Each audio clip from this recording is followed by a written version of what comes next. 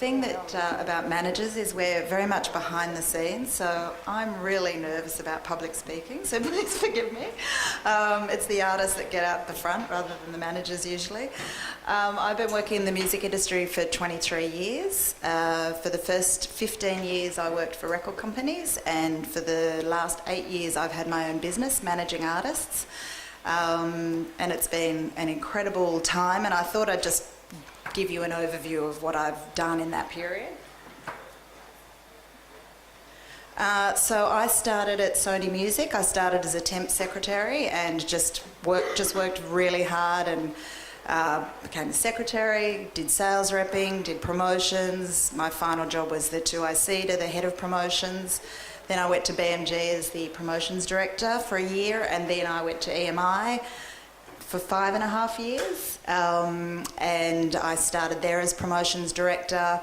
Then I got promoted to marketing director, and my final position was head of capital, so overseeing the marketing and promotions. Each of the companies all have different personalities and different feelings about the company, and I think from Sony, this is all at the time I guess, but from Sony I think I really learned that anything's possible, and if people say no, just keep trying and keep going. And it's really, that's really stuck with me, of just when people say no, I don't, I think they've given me 1% of a chance, I'll keep going. So I really sort of took that away from Sony. And at EMI it was a really artist-friendly period. We worked with a lot of amazing artists. It was a really cool musical period for EMI. We worked on Radiohead and Supergrass and Robbie Williams launching Gorillaz. I was personally involved with all of those, but particularly on the Australian artist side, Casey Chambers and The Living End, Avalanche's Alex Lloyd, so some amazing artists. And I think that's where I found my true joy of working really closely with an artist. It was really incredible sort of starting, they're playing to nobody and just watching that whole thing happening. And that's what I think I found my real place in the music industry. But this was sort of, 10 years ago, and the industry definitely started to change, and the record companies were getting smaller, there were more artists. I felt like I couldn't give my time as well, and I was having to retrench a lot of people. It was going through a lot of turmoil, and I sort of was just worn out and kind of reviewed if I wanted to be in the music industry. So I went backpacking for 6 months and reviewed the whole thing, but decided, yes, it is what I want to do. So from there I did different things to get a visa to work overseas, and ended up working for Duran Duran's management company for 6 months, which was fairly interesting. I think the most traumatic things that had ever happened to me happened every day in that office. It was very full on. But I kind of really realised at that point that I really had a strong feeling of how things should run, and I wanted to do it myself. So I went back home, and I knew Angus and Julia Stone, and Julia was sort of asking me to manage them, and I kind of went along and saw their gig, and they were separate at the time, but they were backing each other vocally, and I just saw something really incredible. And they were playing in a very small room at Manly Boat Shed, and I was wanting to go back overseas, but I just sort of thought, wow, and I was sort of helping them for a month, and then finally I started working with them. So I spent 7 years launching them all around the world, and it was unfortunately we've divorced now. It's a really tricky relationship great, amazing, with artists and managers, because it's sort of that cross between business and creativity, and it's a tough role to sort of be in the middle, like juggling the business and the creativity. And eventually, I guess, we all got burnt out from each other. But in those 7 years, we did some pretty incredible things, just things like breaking ground at Triple J that paved the way for, say, Matt Corby. Triple J wasn't playing anything like it at the time. And it was a lot harder for artists around the world as well. You had to now there's much easier options, but you just had to physically go there and work. And I guess because of my background from record company, I also didn't know a lot about the touring side, and so I drove them all around Europe and sold their merch and really got hands-on experience. And that was really hard because they were getting bigger in Australia as I'm, driving the van, selling merch, trying to keep up with emails, trying to plan their year because it was kind of getting quite serious here, trying to plan a worldwide plan. So it was just really loads of work, but it was also satisfying. I reflect back and think I didn't kind of enjoy it as much as I should have at the time, and also really realise what a great job we did. So I guess I recommend, no matter what you're doing, sort of just make sure you're enjoying it every minute of the time, because otherwise what's the point?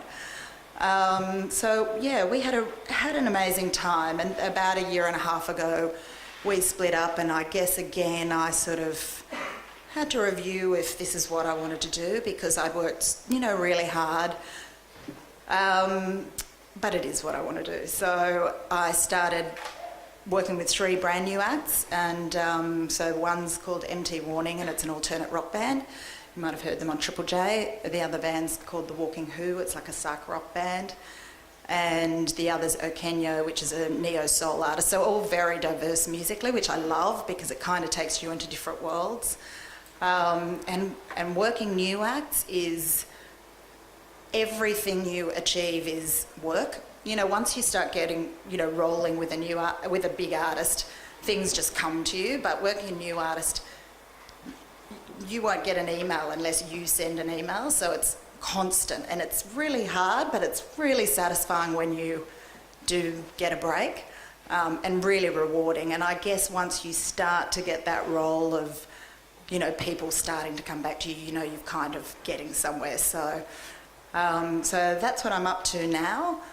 So it's 23 years, but I wanted to talk a bit about the environment now, because I've obviously seen, I guess, the heyday where there's lots of money around, and that wasn't necessarily better, I don't think. I actually love it now. I just think there's so many different ways you can break and so many different opportunities. And talking about the way I launch artists is to kind of try and get an international feel quite quickly. That takes money, but not necessarily as much money as it used to. I mean, there's so many different ways. If you get number one on Hype Machine at the moment, you'll have record companies all around the world chasing you. If you have a controversial or just beautiful video on YouTube, if Spotify, decides to champion you, and you can get people learning about you from that way. Triple J now is really influential around the world. A lot of A&R people from around the world listen to Triple J, and the Like a Version is also really popular for different people around the world. And I saw, it can get picked up by Pitchfork, which is a really influential US site. So there's not the barriers that used to be there, which is really exciting for Australian artists, because it used to annoy me that there's so many talented artists, but because of just where we live, it was costly and hard exercise. Because you go to London, and as much as I love London, living in a flat with 6 people, and it's miserable, and so it's tough, but there's different options now. So I personally think that the industry now is really exciting. The money's not there, but I feel like it's a bit more balanced in that way, in that you actually just have to really earn it. There's just not that huge money that was just handed out to artists that have had one song on the radio, and they kind of get to a weird level before they're ready for it. So it just feels like you have to work, and you gradually earn that money if you're good enough. And so it definitely in that way feels more balanced. It is really tough to make money in the industry, but it's possible, and there's lots of avenues. So I guess just from, deciding if you really want to do this, whether it be an artist or a manager or whatever it is, I guess the reason you should do it is because you love it. The money comes in a big way to some people. it can come just in a good living to some people, but if you don't love it, you kind of will be, that has to be your driving force. And then the money comes if you work hard enough. I truly believe that if you work really hard, it is possible.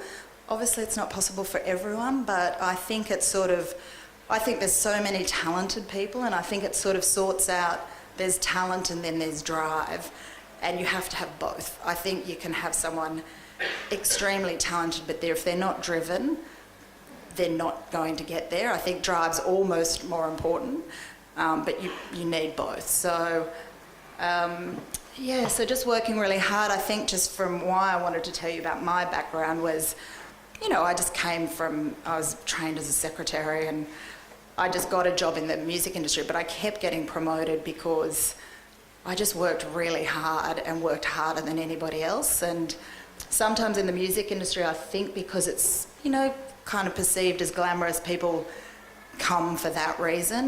But I guess I came into it because I loved it and I loved working hard at it. And that paid off. So it just kept going. So. You said that you worked with the Avalanches. Yeah, I actually worked with Modular.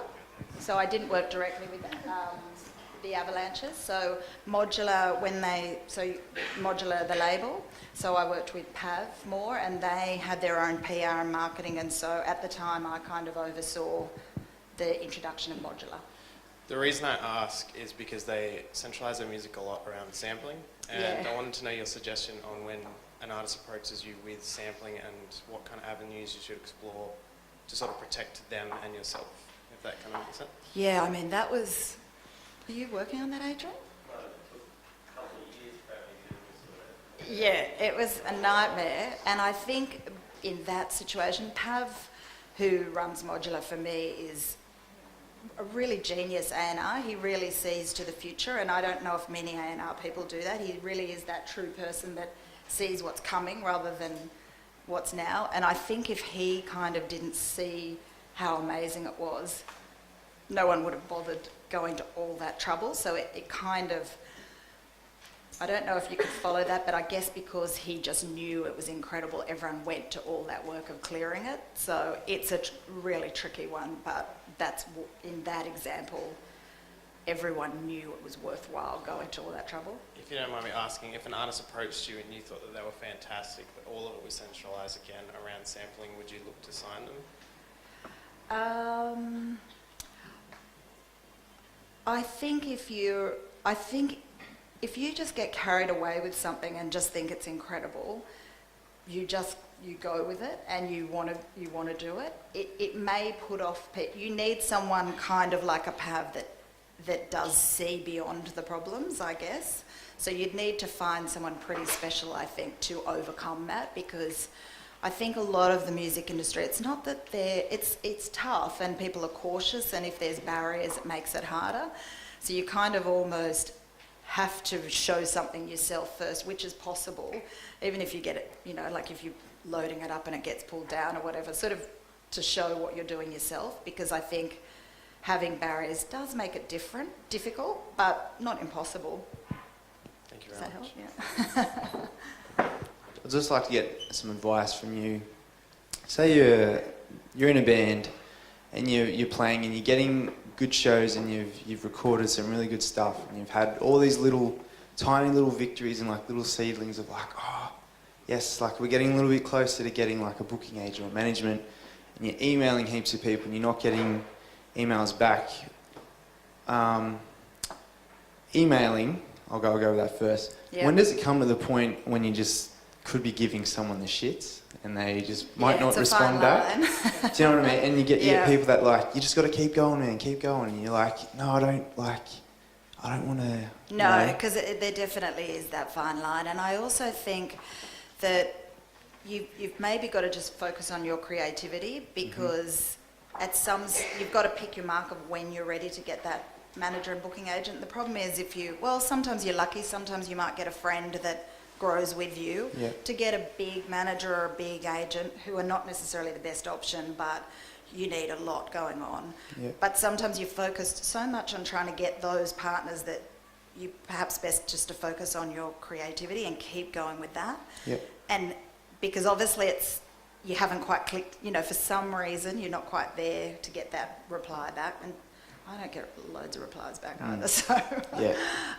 But maybe just you've got to keep going, and it's tough. It's tough to keep finding inspiration, but it sounds like you maybe just need to keep going until the right person comes Until it along. clicks. And because you can't keep emailing because it will turn people off. Because I find even, I kind of get astounded that people only reply to me, and people know me if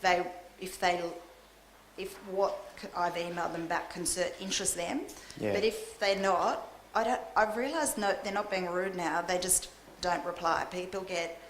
I spoke to a manager the other day, and he gets 350 emails overnight, like for his first thing in the morning. So he's not going to be writing nice replies. So if you're not getting response, they're not interested at this point. It's like that whole guy thing, if he's not ringing you. And then also, thank you for that. That was the angle that, that we were sort of going, they're not going to reply. Like, too busy. And you kind of, it's a tough one, because as soon as they're interested, suddenly they're all over you, and you can feel the difference. So you have to just keep going with what you're trying to do. And then also from your experience in managing bands, you always hear a lot of the old great saying, like, you've just got to get out there and you just got to keep playing. You've got to keep playing. And do you agree with that, or do you think you got to play? You got to pick the right shows and the right. Yeah, and I've had it with my band, actually, one of my bands that has just been playing Sydney a lot, and then they just started. One of the things I loved about them was they're so strong live. Then that just stopped because they were getting bored, and because they weren't going anywhere. They weren't getting bigger at this point, and we were recording, so we were working on that in different ways. But you need to be getting somewhere with your shows. It depends. If you sort of feel you're really strong live, then no, I think your probably time is better, like writing songs, recording, doing key shows when you need to. If you're not strong live, then I think the more shows the better. And then it doesn't matter who sees you, as long as it's a rehearsal sort of thing. Yeah, exactly. Yeah. So it depends. That's the thing, I think, too. There's no, my answer to you will be very different to someone else, because everybody has a different plan and a different, sort of path that they go on. And one more finally, sorry. That's all right. Yeah, hear of all these YouTube videos that go viral and things like that. It's hard. Yeah, it's more of a gamble. Luck. Yeah. All right, it's really hard. It's sort of, you hear that one artist that gets, and everyone kind of really plays on that, and it's possible, like it does happen, but it's really tough. And I think to be aiming for that viral video, it's you have to be quite lucky to get that. So you've got to kind of cover a lot of bases. It's like, everyone used to laugh when, like the record company would write a marketing plan and it'd go, get sync, like a sync on an ad campaign. And that's really tough to get. So you can't write your plan around that. It's just something if you think of a controversial idea, or if it's a particularly amazing cover, it could get picked up, and you do everything to try and get exposure. But you also need someone else to sort of, it's very rare that just fans will do that. Yeah. You need to try and get it to somebody who might, put it on them, and they've got like lots of YouTube followers or Facebook or whatever. So, it's uncommon, but it can happen. But it is an avenue. Cool. Yeah. Thank you. Thanks for sharing your journey with us. It's okay. You're tenacious. Cash. I want to ask a question about the music industry going forward, and whether unique revenue strands can be created. Yeah. Where have you made the cash for your artists, and where do you see it moving in the future? Well, I think with Angus and Julia, it was a different time period. It was just before kind of everything was changing. So I still don't know if we know where things like Spotify are going to end up. I'm definitely willing to see how that all works, because we needed other avenues. But the thing is, it is so broad though, because there is good sync deals around the world. Just getting in a Grey's Anatomy in America is reasonable money, and small bands can get on that as well as that's not just for big bands. So if you get a sync person in America, there's a lot of shows in America that pay pretty good money. So there's that. There's touring. You have to get to a level though. The hard thing is you have to get to a level before some of those opportunities come. There's an artist in Universal who I can't think of her name right now, but she's not that well known. But she's had a sync in America off every song on her record, and so there is different ways, but I still think everyone's figuring out the money. But it is possible. It just comes from lots of different ways now, not just necessarily record sales or gigs. There's streaming and there's syncs and there's corporate gigs, and I think also too everyone's more open to, particularly Australia being a small community, being on an ad was, even 5 years ago, even now people question it, whereas overseas they're like, yeah, of course, why wouldn't I do that? We need to earn money. So I think everyone has to broaden their thoughts about that too. When you see an artist, your favourite artist, on an ad, just to understand that that's how we've got to make money now. Thank you. And just one more quick thing. As a songwriter myself, I've always wondered, do management groups manage songwriters and shop their stuff?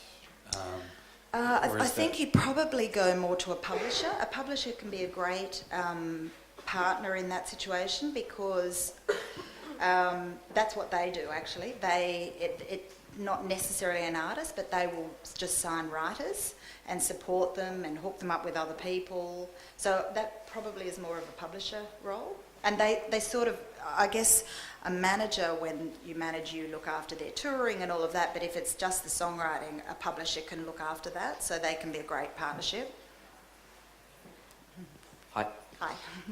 Just while you're talking about money, the question is how much you are investing in the bands to get to a level that, I guess... Yeah, I mean, you are always recommended never to put your own money in. You always do a little bit because it's hard not to, but I guess the investment is my time, and I have a great colleague, Lucy, who I pay. So the money I'm investing in a band is my time and my partner's time. And so, and you don't get paid for, with a new band, it's a couple of years possibly. It's definitely a year, and whether you start to get money after that. So I guess the ideal situation in a management is if you have a big band, then you take on a new one and you're not dependent, or you have a retainer somewhere else, so you're not, because the worst thing is to be making decisions for your band because you need money. It's not the right way to do it, and it's tempting. If you don't have any money and they've been offered this great opportunity, but it will kill the band, there's sort of no point in the long run. Sorry, just to continue something else, and I'm sure 100 people here who have bands or songwriters or whatever would love management and want to get to a point where someone else is looking after all of these day-to-day things. I have 3 projects that I'm part of, 3 bands. I feel like I manage those bands as well as write the music for these bands, and I'm making the bios and building the CDs and sending them to radio and being the manager. When will someone come and help me? The thing about a decision on a manager is and it's not just because I am a manager, but I feel like it's the most important decision. I think one of the reasons I wanted to become a manager was at the record company I saw careers made or broken because of the manager. So the record company only had so much control, but if you had a manager you couldn't work with that wasn't making the right decisions, that career was over. So it is such a crucial decision, and I understand you just want to pass it over to anybody, really. Not anybody, but you're better to keep going. You kind of just have to find that strength until you just find someone that believes in you so much and that you feel instinctively amazing about, and also that represents you. So someone that you feel proud that they're your manager, because they're your voice out in the world. So it's such an important decision, and I've seen it, people kind of get to that point and then maybe choose someone because they just really want something, not quite sure. You have to be so sure. It's just so important, that decision, and you're better just to keep going yourself because more harm can be done with the wrong manager, I guess.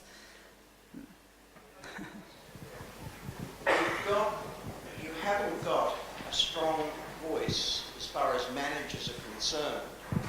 One of the things I like about rock and roll is that it is management, whereas theatre, it's just agents. Yeah. And the good thing about what you do, that I see, and I do have a question, is that at least it is management. I've got two quick questions for you. The first thing is the Artists Management Association and other institutions. Do you see you're getting enough backup? And secondly, sponsorship. How do you work to try and get those two things happening? Thank you. I've been overseas a lot, so I've only just joined the management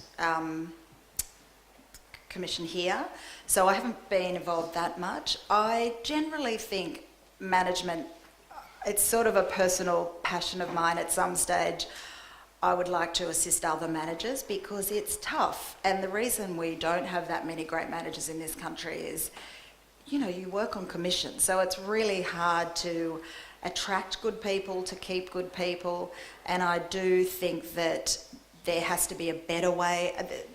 The artists can, I think when things are going well, it's the artist's success. When things are going bad, it's the management success. There is that sort of thing going on. Yeah, I definitely think a more detailed nurturing of new managers is needed. It's just finding that right place, and at some stage I'd like to be involved in something like that. So no, I still don't think the structure of working just for commission is really tough, and particularly now in this new role. That's why I suggest always try and keep another job until you really can fund it, and then just when you think you can fund it, then it slows down again. So yeah, it is tough. So I think everyone with those management companies are trying. They're all so busy themselves though, so it can only be so much, but it's definitely a good starting point. And what was the second question, sorry? Sponsorship. Oh, sponsorship. I haven't been involved. You know, sponsorship is a tricky one. I haven't been too involved in that because I guess the type of artists I've mostly worked with have been that real Triple J sort of artist. So sponsorship, I've done music, like in-ear sponsorships and stuff like that. So that's kind of fairly unscary, but not the full-blown sponsorship, you know, like a Lady Gaga situation. I haven't been involved in those sort of things, and you need, I mean, it's definitely another avenue, and we should be broadening our mind with that as well. The problem is that you get into that. I have done corporate gigs with some of my artists, and they don't get the artist sensitivity, so it's balancing that, and it's tricky once you enter into that. Cathy, thank you so much. That's all right.